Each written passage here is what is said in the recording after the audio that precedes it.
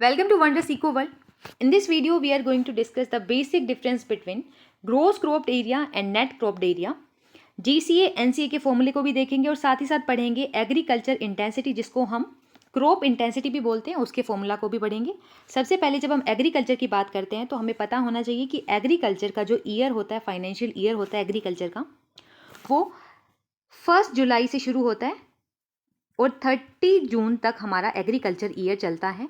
चाहे हमें एग्रीकल्चर का सेंसस कंडक्ट कराना हो या फिर हमें एग्रीकल्चर की इनकम को कैलकुलेट करना हो, तो इसी ईयर को हम एग्रीकल्चर का ईयर मान के चलते हैं।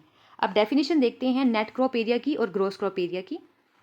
नेट क्रॉप एरिया अपना वो एरिया होता है, टोटल फर्टाइल लैंड होती है अपनी, जिस पे कुछ ना कुछ उग सकता है पूरे वन एग्रीकल्चर ईयर में। उस सेम ईयर में कितनी क्रॉप्स उगाई उसको भूल जाना है हमें। उसी लैंड के ऊपर सपोज हमारे पास 30 हेक्टेयर है, ये हमारे पास टोटल लैंड है। इस 30 हेक्टेयर पे कुछ ना कुछ उग सकता है, तो ये अपनी फर्टाइल लैंड है। तो इस फर्टाइल लैंड को सिर्फ एक ही बार जब आप काउंट करते हो तो इसको हम नेट क्रॉप एरिया बोलते हैं। ग्रोस क्रॉप एरिया क्या होगा जब इस फर्टाइल लैंड पे, यानी आपने 30 हेक्टेयर आपके पास लैंड थी, इस 30 हेक्टेयर लैंड के ऊपर साल में आपने 3 क्रॉप्स उगाई हैं, तो इसको आप 3 से मल्टीप्लाई करोगे, आपके पास 90 हेक्टेयर लैंड निकल के आ गई। यानी जो आपका ग्रोस क्रॉप एरिया है ये डिपेंड करता है कि आपने उस एक पर्टिकुलर लैंड के ऊपर कितनी क्रॉप्स उगाई है उसी गिवन एग्रीकल्चरल ईयर के अंदर। तो ग्रोस क्रॉप एरिया हमेशा, यहाँ से एक बात क्लियर है अपनी कि जो ग्रोस क्रॉप एरिया यानी जो आपका GCA है वो हमेशा ग्रेटर रहेगा नेट क्रॉप एरिया से। नेट क्रॉप एरिया सिर्फ उस लैंड को डिनोट करता है जो फर्टाइल है। हमारे देश के अंदर कितनी लैंड फर्टाइल है वो NCA से पता चलेगा।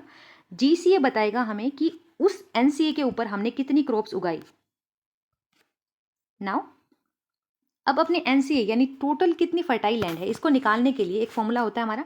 नीचे डिनोमिनेटर में हम क्या लेके चलते हैं, total area in the country, देश में कितना एरिया टोटल है, उस पीस ऑफ लैंड को लेंगे हम नीचे, और ऊपर हम वो पीस ऑफ लैंड लेंगे जिस पे कुछ ना कुछ उग सकता है। यानी ऊपर फर्टाइल एरिया लोगे, नीचे आप क्या लोगे, total area in the country available.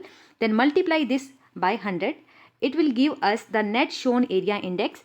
Now gross sown area index का भी सिमिलर फॉर्मूला होगा, पर यहाँ पे हम न्यूमरेटर में क्या लेंगे, न्यूमरेटर में हम यहाँ पे शोन एरिया नहीं लेंगे। शोन एरिया के डिफरेंट क्रॉप्स के अंडर जितना भी शोन एरिया है, यानी अगर आपने उसी सेम 1 हेक्टेयर को वीट के लिए और राइस के लिए यूज़ किया तो आप इसको 1 हेक्टेयर काउंट ना करके इस टाइम पे GCA निकालने के लिए आप इसको 2 हेक्टेयर काउंट करोगे। यानी डिफरेंट क्रॉप्स के अंडर आपने कितना एरिया लिया, ऊपर आपका न्यूमरेटर में वो चलेगा, नीचे total area in the country चलेगा, और इसको आप 100 से मल्टीप्लाई करोगे तो आपका ग्रोस क्रॉप्ड एरिया इंडेक्स निकल के आ जाएगा।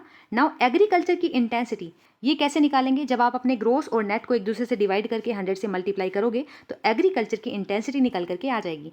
इन डिफरेंट फॉर्मूलाज से UGC नेट में और डिफरेंट PGT एग्जाम्स में time to time different questions पूछे जाते हैं। आई होप आपको यहाँ से क्लियर हुआ होगा कि agriculture intensity, gross crop area और नेट क्रॉप एरिया को कैसे निकालते हैं, और साथ ही साथ इनकी डेफिनेशन के बीच का बेसिक डिफरेंस आपको क्लियर हुआ होगा।